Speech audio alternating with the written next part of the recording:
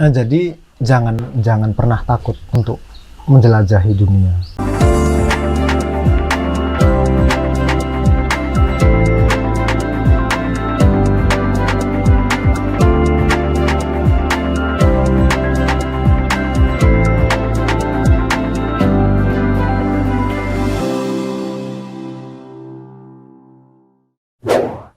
Assalamualaikum warahmatullahi wabarakatuh. Jumpa lagi dengan saya, tentu dengan Gazebo NHS.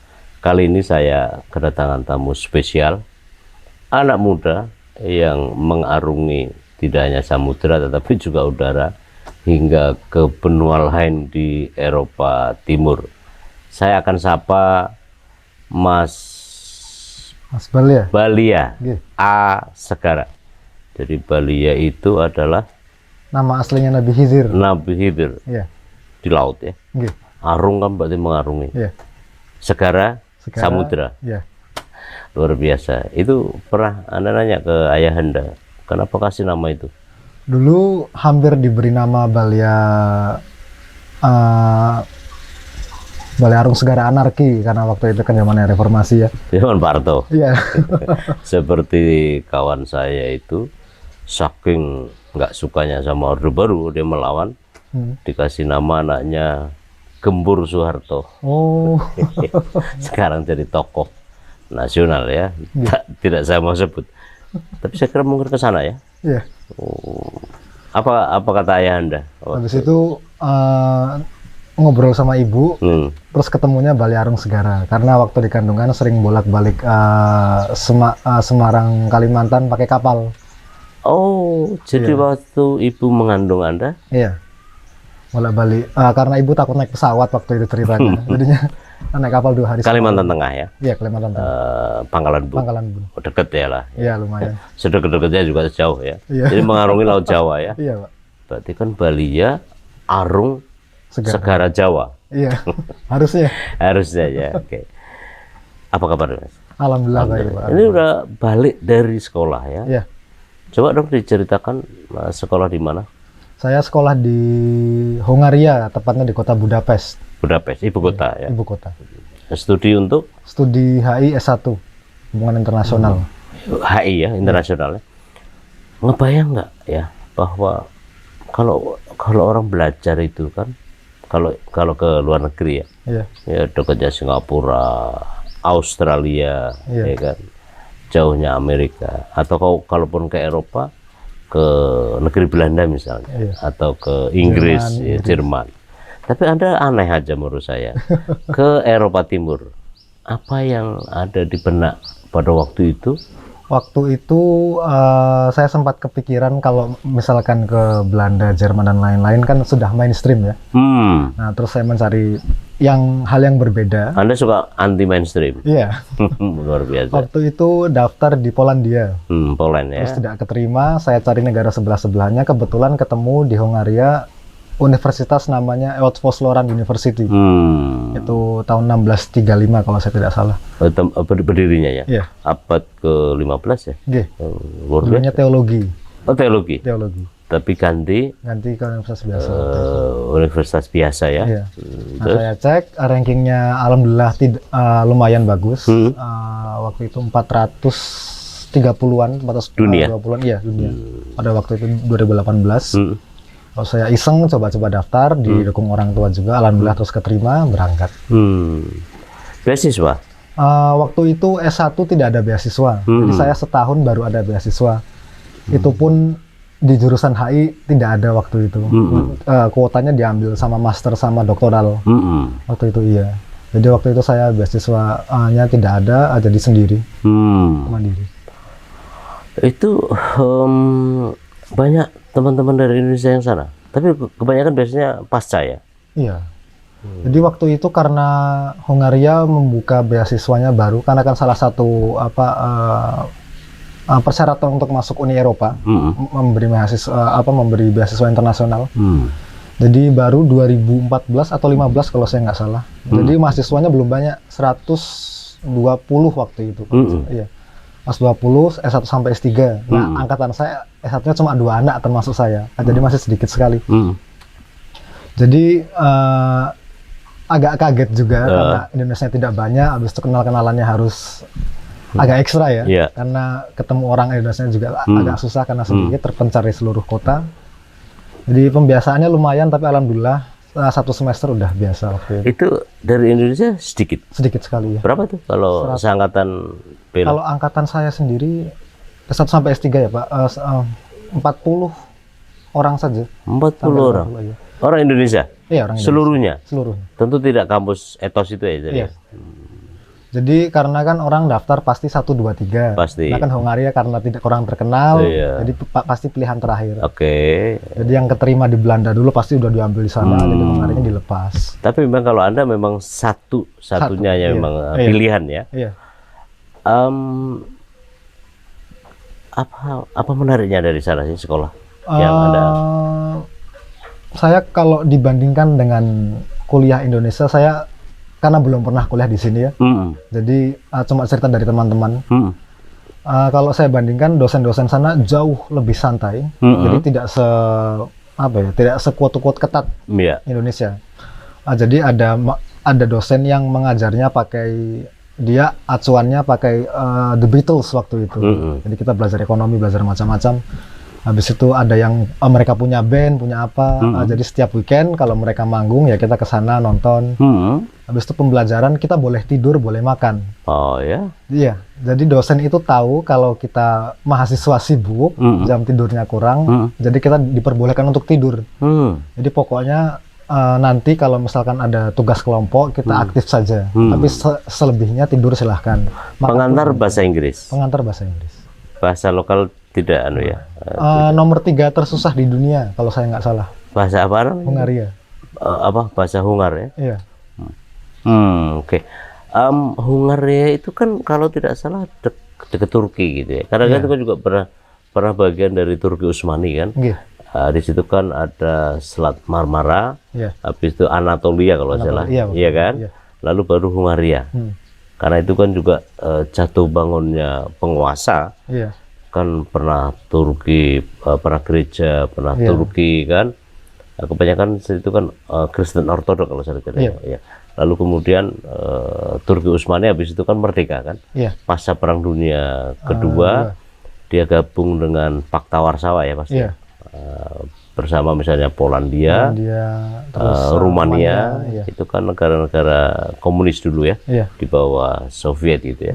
Nah, apakah itu juga menjadi semacam orientasi studi ya, corak ilmiah pokoknya gitu di situ? Waktu itu saya belum kepikiran sampai situ. Cuman saya dengar-dengar memang kalau misalkan Kristen Ortodoks, itu mereka lebih, ini dari cerita saja, karena saya waktu itu belum berangkat, lebih textbook belajarnya. Habis itu saya orangnya kan memang rada malas gitu ya, karena jadi saya butuh genceran, untuk mandiri. Terus tertarik karena 1, 2, 3. Habis itu ya saya memilih Hungaria waktu itu. Suasana misalnya tradisi akademisnya di sana, keilmuannya di sana, kan orang selalu mengaitkan pasti Eropa Barat kan. Eropa Timur itu kan dalam pikiran semua orang, termasuk saya misalnya, itu kan negara represi. Kalah perang lah. Kalah perang. Ada sangat terasa di situ. Mungkin pemerintahannya. Jadi memang karena bekas komunis sosialis. Jadi dan transisinya Hungaria kan belum lama ini ya. Lepas dari Soviet waktu itu, ya jadi mungkin mereka masih merangkak kalau saya lihat. Ya untungnya mereka masuk Uni Eropa, terus terbantu ekonominya dan lain-lain. Ya tapi kerasa. Masih terasa. Ya, suasananya sama Barat itu ekonominya kurang lebih, bisa dilihat gitu loh. Tapi kalau dibilang jelek pun tidak, karena banyak orang Eropa sendiri kalau liburan ke sana. Karena gedung-gedungnya masih tua dan dirawat dengan baik ya. Jadi daya tarik tersendiri kalau di Eropa Timur itu. Jadi banyak orang wisatawan dari Eropa Timur, Eropa Barat ya. Lebih banyak ke situ ya. Iya, dari Inggris biasanya suka ke situ kalau pas lagi long weekend atau lagi libur panjang seperti next semester, biasanya anak-anak mudanya ke Hungaria. Apalagi kan kereta masih nyambung ya. Kereta masih nyambung. Itu dari misalnya dari London, London ya nyebrang ya. Paling nggak kan ini kan kontinental ya. Iya. Dari Perancis, Jerman. Itu masih nyambung tapi agak transit. Tapi kalau yang langsung itu biasanya dari Hongaria ke Vienna itu langsung. Iya. Jadi saya persis kemarin sebelum pulang saya ke Vienna. Jadi dekat sekali tapi saya belum pernah ke sana. Wina ya. Buat syarat. Kita menyebut Wina ya. Wina. Oh, harus silang begitu. Iya. Jadi naik kereta langsung berapa jam ya? 4 kalau saya tidak salah. Iya. Lancar aja ya. Lancar. Paspor lah pasti kan. Paspor. Apalagi kan Wina kan punya tradisi keilmuan yang juga kuat. Iya. Iya. Jadi Jerman, Wina itu kan kuat ya. Iya Pak. Apalagi di Austria yang memang Mahkamah Konstitusi yang pernah dikenal kan dari situ juga ya. Jerman karena itu kan mereka hubungan dan tradisi intelektualnya juga tidak kalah dengan Eropa. History lah mereka ini. Benar. Terasa masih kehidupan di sana. Misalnya kan biasa ya habis pasca runtuhnya satu kekuasaan selalu menyisakan dua kelompok, misalnya kelompok yang pro kepada kekuatan lama, istilahnya status quo, dengan tuntutan-tuntutan baru gitu ya. Oh iya paham. Di sana terasa juga adik di sana. Iya. Jadi ada memang beberapa kelompok yang sangat menginginkan modernisasi, terutama anak-anak mudanya di bawah 30, di bawah 35. Tapi ya orang-orang tuanya karena pemikirannya pas itu masih Soviet komunis sosialis, jadi pengennya sistem negaranya ya yang lama. Romantis. Ya, romantisme. Ya, termasuk ya kan masih banyak ya. Partai Komunis juga masih berdiri. Masih. Kuat. Tidak sekuat dulu. Tidak sekuat. Masih ada. Iya. Tapi hampir semuanya memang tidak kuat ya. Iya. Karena di Rusia saja, misalnya Putin ini kan juga anti juga sama Partai Komunis ya. Iya. Tapi di sana kan pergantian itu tidak seheboh kita ya. Tidak sedrastis itu. Ini kalau masyarakat sama seperti kebanyakan Eropa ya. Iya. Tidak menggenggam segitu-gitunya. Iya, tidak. Malah menurut saya jauh lebih baik ya. Iya. Dan sekarang proses sudah jadi masyarakat Eropa ya, bagian dari masyarakat Eropa ya. Iya. Prosesnya tidak susah. Enggak, waktu itu saya cuma menunjukkan surat keterima kuliah. Habis itu menunjukkan kalau memang saya itu student. Ya udah itu saja. Kalau mungkin persyaratannya antara beasiswa dan reguler mungkin berbeda. Kalau reguler menunjukkan dia dapat allowance beasiswa sama surat keterima sudah cukup itu saja. Kalau saya harus menunjukkan bank statement. Bank statement. Ya karena saya mensupport diri sendiri. Jaminan ya. Ya jaminan. Kalau saya tidak akan jadi reliable buat negara. Iya, tidak jadi masalah, tidak jadi beban ya. Iya.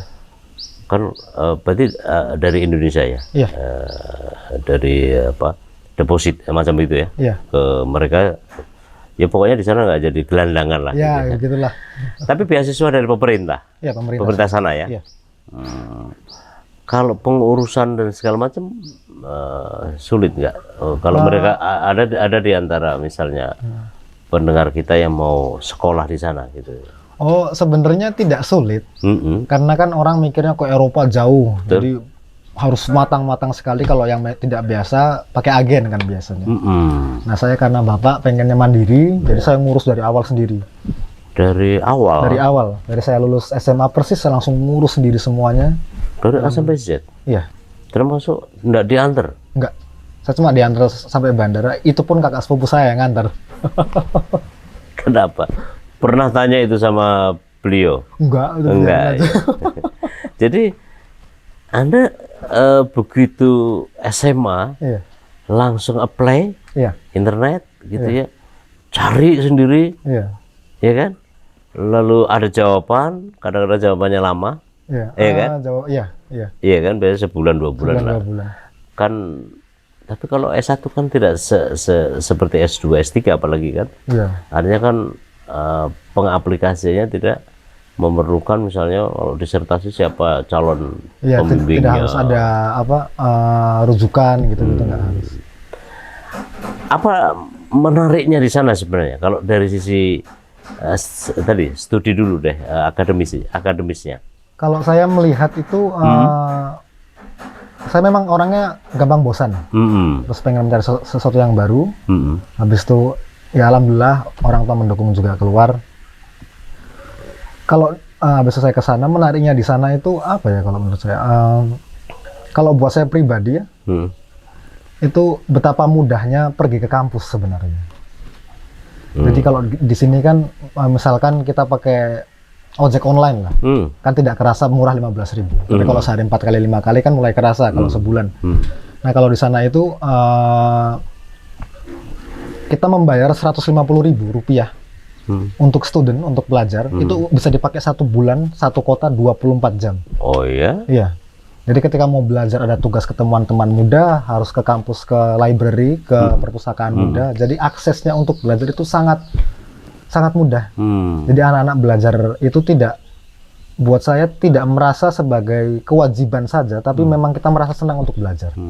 Karena suasananya nyaman, habis itu pelajarnya di sana banyak, pelajar internasionalnya. Jadi rasa ingin belajar tuh ada. Itu tinggal di asrama, dormitory? Setahun pertama ya. Setahun pertama? Iya. Tidak wajib, tapi biar menghemat waktu di ceritanya, saya tinggal di asrama.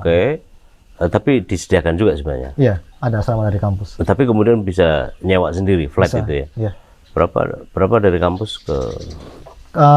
Kalau asrama, waktu itu tidak terlalu jauh. Saya biasanya naik sepeda. Santai. Kalau yang rumah kedua setelah itu, saya naik tram. Naik kereta di atas. Iya. Yang langsung ngakses ke kampus? Iya. Atau bahkan masuk jalan? Persis di depannya. Oh, persis di depan? Iya. Pintu gerbang? Jadi depan rumah keluar gang, tram, naik aja lurus sampai depan kampus. 20 menit kurang lebih. Ini kalau perkuliahan pakai sistem apa? Kalau klasikal itu maksudnya ceramah, itu pakai ceramah? Jadi ada kelas besar, kelas kecil lah di sana itu. Jadi kalau kelas besar itu biasanya 40 sampai 60 orang. Kadang-kadang satu angkatan HI sendiri, tapi kalau misalkan contoh kuliah ekonomi, kadang-kadang kelas yang lebih besar, jadi anak jurusan ekonomi gabung sama kita. Atau kalau kelas yang besar, kalau kelas kecil biasanya 10 sampai 20 orang. Ya kayak di Indonesia juga ya? Kurang lebih. Kan ada mata kuliah umum ya, umum, ada mata kuliah spesifik keahlian kan. Berapa SKS di sana? 180. Oh rata-rata lah ya, 180. 83 bisa tahun. Diselesaikan dalam waktu 3 tahun. 3 tahun. Iya. Tapi saya 3,5 waktu itu. 3,5. Iya. Tapi termasuk ada semacam tugas akhir skripsi. Ada. Ada. Kalau begitu kan ya nggak ada beda jauh dengan di Indonesia dong.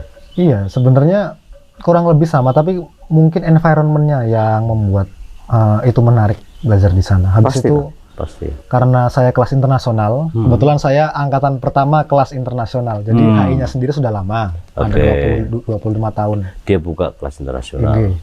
Nah, terus pembelajarannya waktu itu ya masih pakai cara pembelajaran Hungaria. Bukan yang kelas internasional. Apa jadi itu? Masih sangat teoritis. Nah, karena saya angkatan pertama mungkin seperti kelinci percobaan lah. Nah, jadi saya semester 1-2 dulu suka mengeluh karena teori semua. Nah, terus teman-teman saya juga. Nah, mulai semester 2 punya adik kelas, kampus membaharui cara belajarnya. Jadinya antara teori dan prakteknya mulai seimbang. Karena itu tadi ya, pertama tadi ya, cari pola. Cari pola, iya. Cari perubahan-perubahan yang diperlukan. Dan selain berapa tadi satu kelas? 40 orang. Kalau satu angkatan maksud saya. Satu angkatan saya 60 kalau nggak salah. 60? Iya, 60 orang. Selain dari Indonesia Anda? Saya kelas internasional, Hungarianya sendiri cuma ada 4 orang, 5 orang. Lokal, mahasiswa, populasi lokal, penduduk lokal. Nah, sisanya itu dari Rusia, dari Ukraina, dari Poland juga ada. Jadi sekitar-sekitar situ ada, dari Vienna ada, dari Jerman pun ada, 60. Amerika waktu itu ada. 60 ya? Iya, 60. 60 orang kan enggak sedikit itu. Iya. Dan hubungan dengan mereka, bekerja dengan mereka enggak ada masalah ya? Enggak ada masalah. Jadi memang waktu awal berangkat itu ngobrol agak sulit. Karena juk-juknya barat kan selera humornya berbeda. Nah, saya agak belajar dulu, kadang orang ketawa, saya harus mikir dulu lama ini kok orang bisa ketawa ya. Akhirnya semester 2 saya dapat, Nah terus sering nongkrong juga, habis itu kerja kelompok. Nah dari situ mulai kenal. Interaksi lebih intensif. Tapi saya kira kan tidak hanya Anda kan, yang lain juga begitu. Misalnya dari Spanyol, dari sekitar negeri jirannya Hungaria kan pasti juga. Bukan masalah Anda sendiri kan, sama aja. Nah tapi waktu itu saya sekelas yang dari Indonesia cuma saya. Nah, jadi kalau misalkan dulu agak merasa kesepian karena belum punya teman awal-awal berangkat, jadi agak bingung ngobrolnya kemana. Nah cuman ya alhamdulillah beradaptasinya cepat, jadi tidak jadi masalah yang gimana-gimana. Tapi mereka welcome ya? Welcome. Mereka selalu penasaran sama ini Southeast Asia, karena kan jauh sekali dari sana. Sampai 15 jam. Ya, sama seperti kita juga mengatakan jauh banget ke sana kan. Seperti tadi awalan kita diskusi. Gimana itu? Apa yang suka mereka tanyakan? Jadi kalau orang sana kan kurang lebih tahunya Bali saja kalau Indonesia. Jadi mereka tanya saya dari mana? Saya dari Java. Saya dari Jawa. Habis itu Jawa di mana sih? Saya bilang iya pulau sebelahnya Bali, lebih besar. Habis itu mereka tanya soal makanan. Saya tahu habis itu cerita berapa banyak pulau di sini, penduduknya banyak, kan mereka kaget. Di Hungaria cuma 8 juta, Pak. Penduduk, ya satu negara 8 juta, saya kasih tahu kita 250 juta. Mereka kaget kok bisa ada negara yang bisa menampung orang sampai 250 juta, karena di Eropa kan sangat langka. Iya. Habis itu makanan. Jadi sebenarnya kampungan banget mereka ya. Iya. Ya, terus? Habis itu bahasa, mereka tertarik. Saya bilang bahasa kita itu ada banyak, lebih dari satu. Jadi memang bahasa yang meunifikasi kita itu bahasa Indonesia, tapi per daerah punya sendiri-sendiri. Mereka pikirnya cuma logat, saya bilang enggak, bahasanya memang berbeda. Ayah saya orang Cirebon, kalau ngomong bahasa Cirebon saya dulu nggak ngerti orang ngomong apa, karena saking bedanya bahasa. Jadi bukan cuma logat. Terus mereka tercengang, oh begitu ya. Terus mereka tanya saya lahir dengan berapa bahasa. Ya saya bilang minimal dua, bahasa daerah sendiri sama bahasa Indonesia itu. Bahasa ibu. Iya, bahasa ibu. Anda ceritakan bahasa ibu, bahasa Jawa. Iya. Segitunya mereka juga pengetahuan terhadap negaranya juga. Iya, karena acuan mereka kan paling ya Cina, Korea, Jepang, yang mainstream. Karena ekonominya mereka lebih besar, habis itu ya seperti K-pop dan lain-lain kan lebih mainstream ya. Nah, jadi acuan mereka ya cuma satu dua. Drakor sampai juga di sana ya? Sampai. Oh iya, hebat sekali ya. Iya. Jadi saya lihat kalau Korea itu memang apa namanya, iya, cultural ekspansinya hebat saya akui. Luar biasa. Kita kalah jauh ya. Iya. Bahkan kemudian ya kayak selera Amerika ya. Iya. Mampu menghipnoteria generasi muda. Iya. Tapi kan juga di Indonesia kan juga kita rasakan banget itu. Orang tiba-tiba saja dia lagi merenung di depan laptop ya, atau di depan TV, tiba-tiba sampai ada yang menangis gitu ya. Iya. Itu kan drakor efek gitu ya. Tapi kadang-kadang orang kita itu lupa kalau kita itu dirinya Indonesia sendiri itu luar biasa. Karena saya kan main gitar, saya belajar main notasinya gamelan kalau main gitar. Saya di sana ada band kelas waktu itu sama orang Turki, orang Ekuador, macam-macam. Nah, terus kita main, saya tunjukkan skalanya gamelan. Nah, mereka tertarik sekali. Oh. Iya. Buat mereka unik, kan cuma 5 nada, tapi kok 5 nada bisa nyantol terus di kepala. Sama gitu. Seperti yang anotasi yang lain. Iya.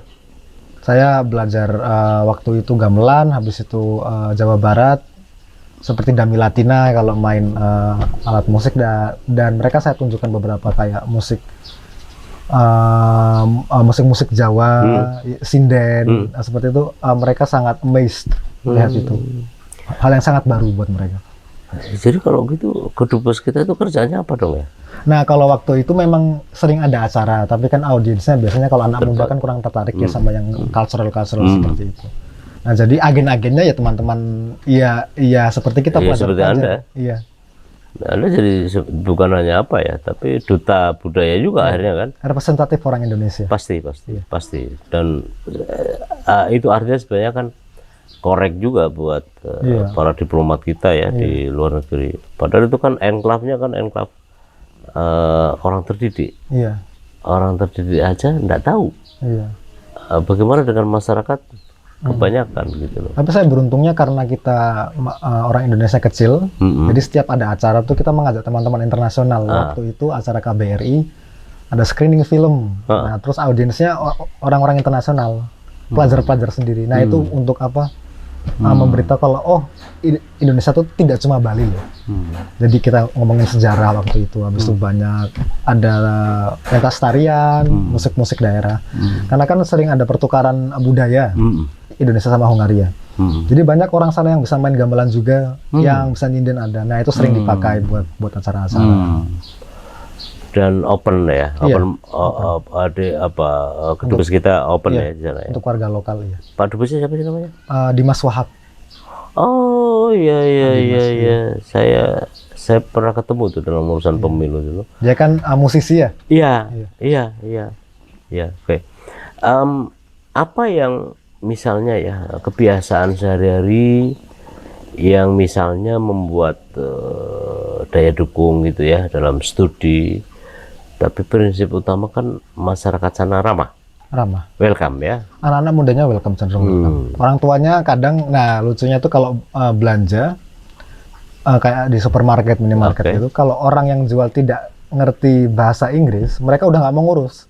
Pasti langsung nyari temennya yang bisa bahasa Inggris. Kalau nggak nemu, ya mereka melayaninya dengan ketus. Kalau orang-orang tuanya di sana, iya. Anda pernah mengalami? Pernah. Gimana? Saya mau beli apa waktu itu ya? Saya mau nanya susu di daerah mana, kan besar sekali. Titiknya di mana? Iya, titiknya di mana. Nah, terus mereka nggak ngerti. Saya bilang milk, masih nggak paham. Saya harus buka ini, mukanya udah nggak enak. Dia nyari teman yang bahasa Inggris, nggak ketemu. Udah mukanya udah sangat tidak enak sekali. Habis itu saya akhirnya pakai Google Translate, baru paham dia. Dia tunjukin ke dia? Iya, nggak enak. Orang sana kampungan banget ya. Iya. Nah terus jangan kira orang Eropa itu bisa bahasa Inggris semua. Iya. Jadi saya kira kan begitu awalnya. Saya juga agak kaget dulu, saya ajak ngomong Inggris kok pada nggak bisa. Justru malah gelandangan bisa bahasa Inggris karena untuk minta uang. Udah terbiasa. Iya. Money, food gini, nah paham dia. Gitu. Tapi ini kan tetua-tetua pekerja-pekerja yang imun ya terhadap interaksi dengan orang asingnya kan. Kembali ke soal akademis ya. Jadi 180 SKS. Saya kira itu rata-rata lah di kita. Walaupun kita itu kadang-kadang ada 140 dan seterusnya. Lalu semester per paket. Di sana kita bebas. Jadi memang ada mata kuliah wajib yang harus diambil. Tapi kita tidak ada batasan SKS. Jadi saya pernah waktu itu karena semester 2 saya kesanggupan untuk setiap semesternya? Iya, itu dibebaskan kita. Habis itu kita bebas mau cross jurusan, nggak masalah. Jadi waktu itu saya pernah semester 2 agak anjlok ya, SKS saya kurang. Di semester 4 saya ngejar, saya mengambil 54 SKS waktu itu. Untungnya COVID, jadi saya tidak harus PP, online semua. Tapi waktu COVID juga online? Iya, online. Ente di rumah ya? WFH ya? Iya. Itu baru selesai daring itu? Pakai daring? Sampai sekarang saya terakhir masih. Masih? Jadi semester terakhir saya itu sempat hybrid, tapi cuma ada satu mata kuliah yang offline. Sebenarnya online semua. Nah, habis itu angkanya naik lagi, langsung di online-in lagi. Jadi saya offline itu 1,5 tahun saja ada di studi saya selama di sana. Sisanya online semua. Agak jenuh sebenarnya, tapi mau gimana lagi. Pastilah. Iya. Tapi sampai lulus akhirnya Anda bisa tetap. Iya. Waktu ujian skripsi juga namanya. Iya. Di sana bachelor thesis. Tahu. Itu kan BA ya kalau sekarang. Itu pakai luring juga. Iya, pakai online juga. Sebenarnya buat saya anti klimaks, karena kan orang kalau lulus kan kan berande sekali ya. Pastilah. Lulus pakai toga dan lain-lain. Nah, saya waktu itu ya cuma buka laptop, ditanya-tanya soal tesis, habis ujian nasional, jadi semester 1 ditanyakan sampai semester akhir, udah. Habis itu, kampus memberitahu, nanti siang saya kabari ya, karena saya ujiannya pagi dapat. Hasilnya? Yudisiumnya? Iya, siang dikabari, oke saya lulus dapat nilai sekian, habis itu udah, saya tutup laptop tidur. Saya sangat anti klimaks, saya kira bakal senang sekali, ternyata cuma seperti ini tuh.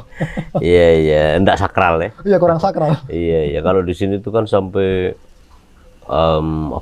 sampai ada supporternya juga kadang-kadang. Iya, kadang ditunggu di luar. Nah, saya nggak ada waktu itu. begitu selesai apa foto-foto, ini no party gitu. No party sama sekali. Habis itu kampusnya memang terkenal jarang ada graduation, jarang ada apa namanya bahasa Indonesia graduation itu? Apa? Graduation. Aduh, ini kan kampus besar kan? Iya, kampus besar. Kampus paling besar di sana? Iya, nomor 1 kalau di Hongkong. Nomor 1 ya? Jadi kan graduation kan sudah bisa sebenarnya itu. Sebenarnya ada, tapi kampus saya kurang tahu kenapa. Memang bukan culture-nya kampus saya untuk mengadakan itu seremoni. Kayak macam selebrasi gitu ya? Iya, selebrasi. Sering ada S2, S3. Nah, kalau di Indonesia kan kita lulus, kalau saya kan lulus di semester ganjil, nanti wisudanya di semester genap biasanya, karena banyak yang lulus di situ. Nah, di sana enggak, kalau lulus ganjil, iya sudah. Selesai? Enggak selesai. Segitu-gitunya aja? Udah, iya. Dikasih ijazah aja gitu? Iya. Jadi saya agak sakit, kenapa nggak lulusnya di genap saja? Gitu. Itu kan soal proforma aja ya? Iya. Tapi kan sebenarnya ijazah dapat sudah? Dapat, alhamdulillah. Anda ambil aja gitu ya? Iya, ambil foto pakai jas depan kampus, sudah habis itu pulang lagi. Coba syarat. Iya.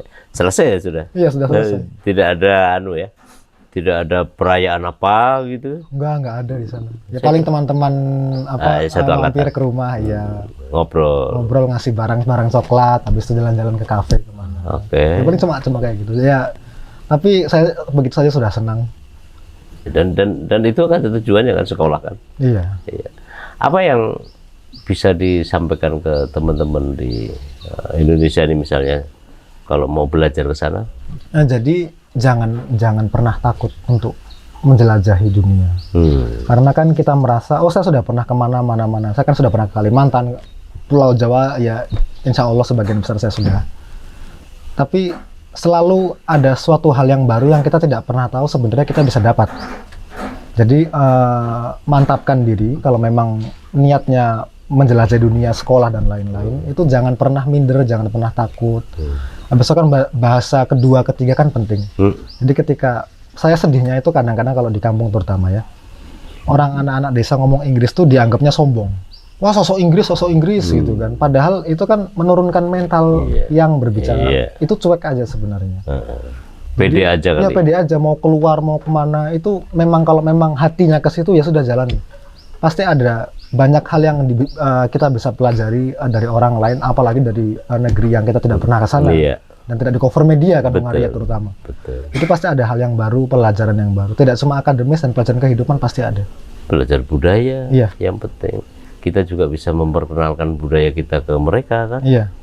Menjadi kepuasan tersendiri kalau orang lain tahu Indonesia seperti apa. Kalau misalnya kehidupan beribadatan gitu ya, ada masalah? Untung saya waktu awal dekat dengan masjid rumah saya. Oh gitu. Iya. Tapi masjid di sana jangan disamakan sama masjid di sini. Jadi bentuknya ya kayak kompleks saja, kayak apartemen kotak gitu. Jadi tidak kelihatan masjid. Ya, saya kira di Arab juga begitu. Iya. Di lingkungan masyarakat. Azan kan tidak boleh di luar, jadi speaker dalam. Nah jadi memang harus mantengin jadwal ada internet. Iya, tahu sendirilah. Iya. Memang agak sulit karena kan musola juga jarang, macam-macam. Jadi kalau memang jamnya sholat ya, kalau pas lagi makan ya, kalau nggak ada kamar mandi langsung tayamum, sholat, makan lagi habis itu. Kalau memang susahnya nggak main-main ya paling di jamak. Kalau muslim ya. Pasti kan tidak hanya Anda ya, tapi kan juga misalnya dari Turki juga pasti banyak lagi. Iya. Banyak yang kemudian jamaah bareng gitu. Iya, jamaah bareng. Habis itu kadang sekelas kalau ada, biasanya kalau teman-teman saya itu yang luar kota terutama, karena kan sudah nggak di ibu kota, habis itu muslim minoritas pula. Jadi mereka sesama muslim itu mereka mencari ruang kelas yang kosong, terus dibikin jamaah bareng-bareng biasanya. Oke. Dan nyatanya tidak ada masalah ya? Nggak ada masalah.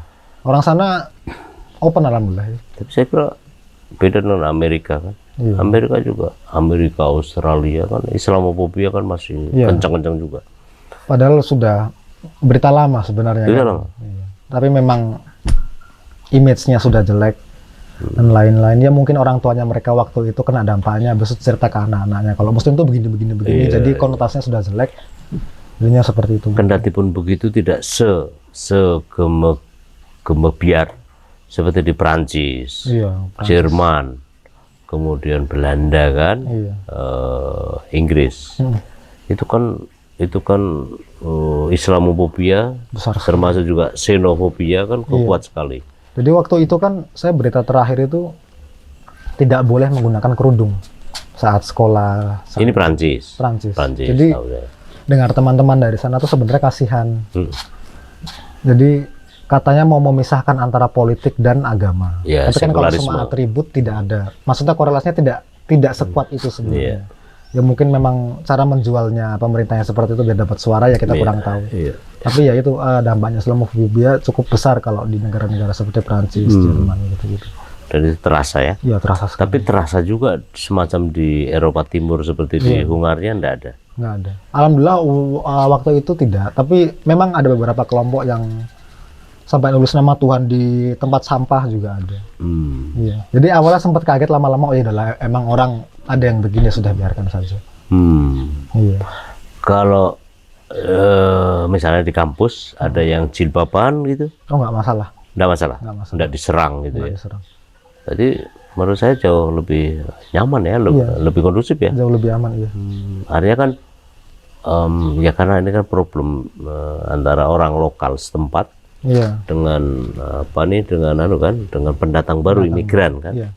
Apalagi kemudian imigran lebih eksis ya, secara ekonomi, akhirnya juga secara politik dibandingkan dengan orang lokal. Kalau di sana itu mereka warga lokal takutnya itu kalau kita pendatang mengambil pekerjaan mereka sebenarnya. Nah jadi mereka sangat tidak suka kalau ada pendatang yang di posisi tinggi di pekerjaan kayak di kantor-kantor, karena mereka merasa peluang saya dicuri nih. Nah kalau orang Eropa Timur kebanyakan kayak gitu. Tapi di Barat juga begitu. Di Eropa Barat juga begitu kan. Kurang lebih. Tapi di sini juga nggak begitu juga, sama aja. Sebenarnya kurang lebih ya. Iya sama. Cuma di sini kan banyak juga TKA yang ada di sini nggak banyak protes ya. Tapi kalau di Eropa Barat kan di 9 negara. Itu kan meradang betul itu. Soalnya pendatang yang sangat akademik. Kalau di Barat ya kebanyakan. Nah jadi mungkin sentimennya di situ. Jadi kok orang ini kok di posisi tinggi, kenapa warga lokalnya nggak ada gitulah. Jadi bahan perbincangannya kalau soal pekerjaan ini. Tetapi kan ya ini kan soal fakta bahwa emang ada masalah. Tapi kalau orang kayak Anda ini kan sekolah kan enggak masalah. Enggak masalah. Orang bukan pekerjaan, bukan kerja kan. Artinya kan juga pandangan mereka bahwa Anda akan merampas, mengambil alih gitu ya pekerjaan mereka kan sangat mungkin gitu ya. Kalau belajar ya macam Anda tinggal tetap di perkampungan. Pas tahun pertama iya. Tapi setelah itu saya tinggal dekat dengan kota. Apa sih yang misalnya begini, apa yang perlu misalnya dilakukan oleh pemerintah Indonesia ya untuk meningkatkan misalnya antusiasme, animo masyarakat Indonesia, terutama generasi muda untuk belajar ke sana? Jadi sebenarnya kita bisa menunjukkan bahwa outcome-nya apa sih belajar di sana. Jadi kan orang ngertinya satu mahal, dua habis itu jauh dari mana, jauh dari sini dan lain-lain. Kan orang tidak melihat sisi baiknya tuh kurang kita tunjukkan. Kalau kuliah luar tuh dapatnya apa sih, outcome-nya bagaimana, ntar lapangan pekerjaannya bagaimana dan lain-lain. Nah itu yang sebenarnya pemerintah bisa tunjukkan supaya orang itu jadi keluar kuliah di luar negeri itu bisa ini toh, bisa 1, 2, 3, 4, 5, 6. Tidak hanya dapat gelar saja, tidak hanya ketemu orang, tapi banyak sekali yang bisa dikerjakan di luar. Dan ya itu tadi experience yang kita tidak dapat dalam negeri, kita dapat di sana. Kita bisa belajar budaya mereka, etos kerja. Tapi mereka kan sekarang udah bagian dari merasakan, misal mereka merasa nggak bagian dari masyarakat Eropa Barat sekarang. Karena kan kemudian dia juga masuk ke. Mereka sangat tidak mau kalau dibilang Eropa Timur, kalau Hungaria. Pengennya dibilangnya saya tengah. Padahal tengah, ya? Pengennya tengah, tapi kan kalau secara geografi kan tengah agak ke timur, jadi dibilang timur juga sah. Tapi mereka tidak mau karena konotasinya Eropa Timur, nggak enak, kalah perang lah, apalah gitu. itu kan ya, kalau Hongaria ya termasuk Rumania sebelahnya kan kalau salah itu ya. Iya. Itu kan memang masih ke timur tetap ya. Iya, ke timur. Kendati pun juga ke tengah juga nggak jauh kan. Iya. Karena itu kan semacam Turki gitu ya. Iya, yang sekitar itu kan. Iya. Tapi kan secara geopolitik globalnya kan memang timur. Iya, timur. Bahwa orang merasa ini kan soal apa? Soal harga diri mereka yang merasa ya. Karena mereka kan juga pernah mengalami masa-masa opresi yang cukup lama di bawah kiri ya, kelompok kiri. Kelompok kiri. Kadang-kadang orang gitu ya, baru kan, apalagi hidup di masyarakat yang baru, pasti kan ada shock gitu ya. Misalnya dari urusan yang sepele, soal masa-masa, soal belajar, atau bahkan misalnya soal kehidupan seks mereka ya. Saya ingin tahu deh, misalnya kalau Mas Bali itu ada misalnya kebiasaan kita kan memasak, gimana? Boleh cerita? Nah, waktu itu saya makan sore, jadi iseng aja bikin sambal. Saya tidak pernah bikin sambal sebelumnya, dan terus memang pengen belajar. Sambal apa? Sambal terasi waktu itu. Sambal terasi? Waduh. Sambal terasi, nah kan agak dibakar dulu tuh biar ada rasa-rasa gosongnya kan enak. Anda bawa dari Indonesia? Dari Indonesia? Saya bawa. Dikirim atau bawa? Bawa sendiri. Oh, ini pertama ya? Pertama. Itu bawa 6 saset apa 7 gitu waktu itu. Saya bakar, terus ini tetangga ada yang nggak senang sekali sama baunya. Perempuan orang tua. Terus ngetok rumah, datang. Itu di flat ya? Flat? Iya. Terus tanya, ini bau apa gitu. Nah, terus saya mau jelaskan kan bingung. Mau jelasin terasi itu apa tuh bingung. Tapi dia bahasa Inggris? Iya, dia bahasa Inggris. Habis itu saya cuma bilang, ya ini dari apa fermentasi rebung, udang. Ebi. Terus kok baunya nggak enak. Saya mau jelasin kenapa nggak enak, saya kurang tahu juga. Iya. Habis itu, nah kebetulan waktu itu masak bakarnya sudah selesai, nah tinggal ngulek. Nah terus saya suruh tunggu bentar, kalau penasaran dia saya mau masak apa, terus nadalah dia mau nunggu. Habis itu saya nungguin ente di situ. Iya. Nongkrong di situ. Habis itu saya si perempuan itu tadi. Iya. Saya masakin sambal. Ya kalau buat standar kita mungkin nggak enak ya, karena saya pertama kali juga buat. Saya bikin tidak terlalu pedas, takutnya dia kepedasan karena orang sana. Iya. Orang sana tidak biasa pedas, saya buatkan yang agak mild ya, agak tidak sepedas itu. Habis itu dia coba, saya waktu itu dicocol pakai apa ya? Kalau nggak tempe ayam saya lupa. So dia suka sekali sambal itu. Sorry, ente pakai ulek? Iya, saya ada ulekan. Bapak ulek? Dari teman saya pinjam. Oh, tapi batu. Kayak kita. Batu kayak kita. Habis itu saya ulekan, dia senang sekali. Habis itu saya beri 4 waktu itu, 5. Terus dia senang sekali, terima kasih. Ya itu waktu itu cerita soal terasi waktu itu. Nah, saya habis itu cari di internet, memang ternyata orang barat tidak suka bau terasi ternyata. Tentu saya kan sempat kaget kan, buat kita kan yang sering nyium kan biasa saja. Apalagi kan Hungaria kan tidak ada laut, landlock kan. Landlock dia. Jadi di tapi ada sih sungai sama danau. Ya. Di sana makanan laut cenderung mewah. Udang mahal sekali. Ikan gitu, iya. Ikan-ikan laut terutama. Hanya mungkin dari negara-negara kepulauan ya. Iya. Pasti impor. Dari Mediterranean paling. Iya. Tapi memang mahal. Mahal. Saya waktu itu ikan saja 1 ekor. Ikan apa saya lupa, sama 89.000. 1 ekor cuma segini. Mahal. Jadi kalau kadang-kadang makan ikan ya kalau lagi ada uang saja. Barang mewah. Barang mewah. Di supermarket juga enggak banyak. Itu beberapa tempat tertentu saja. Ikan, udang. Saking landlocknya ya. Iya. Kalau misalnya kehidupan hubungan antar manusia ya, dari misalnya anak muda gitu ya, apa seperti Amerika gitu ya. Amerika kan bukan hanya konotasi ya, tapi memang ada dimaklumi lah hubungan antar anak muda yang suka sama suka dan seterusnya. Apakah semacam itu juga di Hungaria? Lebih strict tapi kurang lebih sama. Kurang lebih sama. Jadi waktu itu ada cerita, saya sedang merayakan ulang tahun teman Jadi teman sekamar waktu itu. Saya orang Mesir, perempuan. Terus ayo kita keluar sore-sore makan-makan.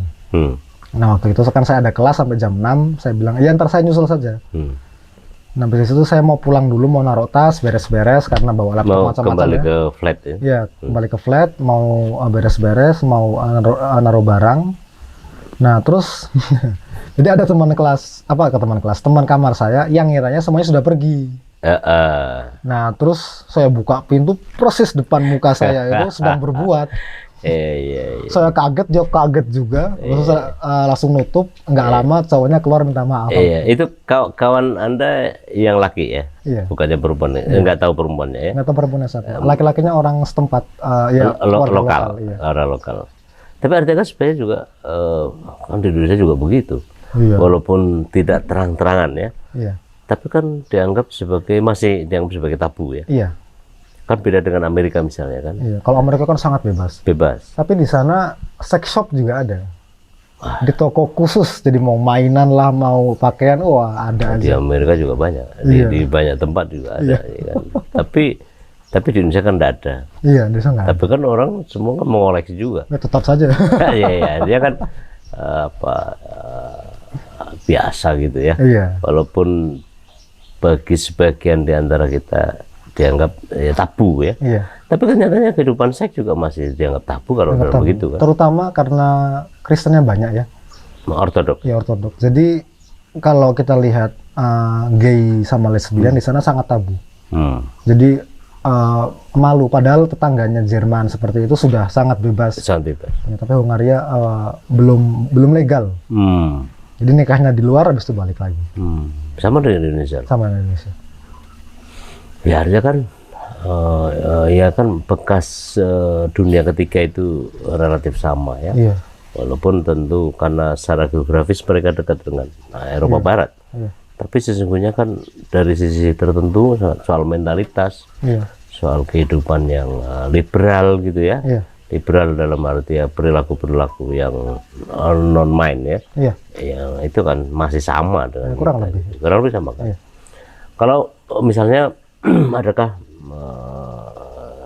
Anda punya hubungan baik dengan sahabat-sahabat Muslim gitu ya? Misalnya dalam sholat, dalam kehidupan keagamaan gitu, sama kurang ketemu kan kan masjid tadi ente bilang ya pastilah masjid di mana-mana. Tadi di Arab juga enggak seperti masjid kita.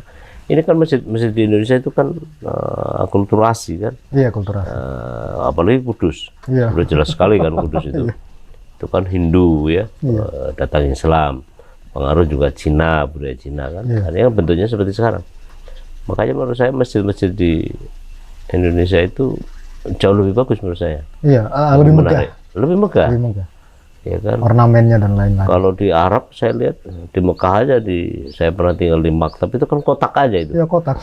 Kontainer karena kadang kayak itu juga di Hungaria, di Budapest paling enggak. Bentuknya tidak sebagus di sini, ya kayak tempat kotak gitu. Habis itu azannya tidak boleh di luar. Di dalam tadi itu. Ya internal ya. Saya juga ketemu itu paling kalau pas Jumatan saja. Nah waktu itu saya pakai celana pendek, ya selutut naik dikit lah. Kan kalau sholat kan harus agak panjang ya. Nah terus saya bawa sarung. Berangkat bawa sarung. Bawa sarung. Dikira kayak di Kudus aja ya. Udah pakai aja sarung, habis itu wudhu macam-macam. Nah terus orang-orang Arab ini, orang-orang Timur Tengah pada ngeliatin. Nah saya bingung lah, emang saya kok belum pernah lihat Muslim Asia apa bagaimana gitu. Nah saya kira dari wajah. Habis sholat selesai, habis itu teman saya yang Timur Tengah bilang, kalau di sana itu kalau pakai sarung biasanya habis berbuat gitu. Saya kaget. Ya? Saya malas, saya kukut-kukut, saya beres. Nggak apa-apa lah, orang itu kan Islam Nusantara itu. Mereka yang norak aja, yang nggak paham dengan budaya. Jalan-jalan. Iya kan? Iya kan, apa salah, orang itu kan syarat rukunnya kan terpenuhi, menutup aurat. Pokoknya tertutup kan bebas lah ya. Bebas. Enggak, yang kampungan mereka sebenarnya. Jadi mereka aja yang kurang kosmopolit. Mereka taunya Islam kan cuma apa yang dia pahami. Loh kita kan jauh lebih dahsyat loh ya, perbenturan budaya sehingga membentuk Islam di Indonesia. Saya bilang kita sangat unik. akulturasi dari mana-mana, ya jadi kita sekarang ini. Orang Wahabi paling norak menurut saya. Ya. Melihatnya lempang aja belum tentu. Begitu masalah foto bingung dia. Rajanya mau menandai raja dari mana? Orang foto kan haram. Ya kan? Terpaksa lah mereka berkompromi. Oke. Thank you, Baleh. Saran diskusi kita. Mudah-mudahan memberi manfaat besar buat kita. Ya, supaya anak-anak muda juga seperti Anda. Amin. Thank you banget ya. Sobat, kita akan SUA di kali kesempatan menarik bincang-bincang dengan kawan kita satu ini. Tadi intinya bahwa jangan pernah takut untuk bisa belajar ke negeri orang, karena bukan hanya dapat ijazah yang pasti itu, tetapi lebih jauh dari itu adalah kita bisa belajar budaya mereka dan kita pun bisa memperkenalkan budaya kita kepada mereka. Sampai jumpa. Assalamualaikum warahmatullahi wabarakatuh.